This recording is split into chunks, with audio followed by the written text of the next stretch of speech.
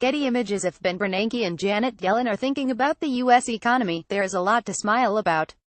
The word hurricane will probably appear a lot less in the economic reports slated for the week, but not entirely. A wave of economic data, including consumer prices, retail sales and housing starts for October, is likely to show far less of an impact from the hurricanes that battered Florida and Texas.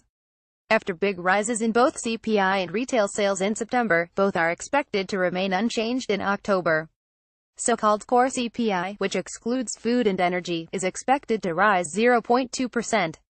See our economic calendar. We cannot rule out the possibility of inflationary pressure arising from the hurricanes being realized with a longer lag than we initially thought, said Louis Alexander, U.S. chief economist at Nomura. But overall, the sense is that the U.S. economy is on a firm footing. As we've noted before, however, after sorting through the hurricane-related noise in the data, nothing we've seen changes our view that the U.S. economy remains on a path of solid growth, said Richard Moody, chief economist at Regions Financial. The New York Fed's nowcast is forecasting growth of 3.15% in the fourth quarter, and the Atlanta Fed's GDP now is pointing to an even stronger 3.3% growth rate.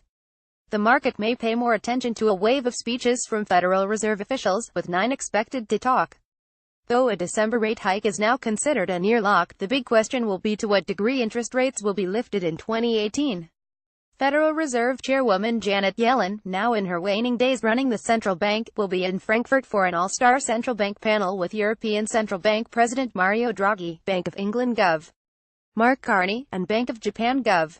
Haruhiko Kuroda. Jerome Powell, President Donald Trump's nominee to replace Yellen, is not among the wave of officials slated to speak, which include St. Louis Fed President James Bullard, Atlanta Fed President Raphael Bostic, and Fed Gov.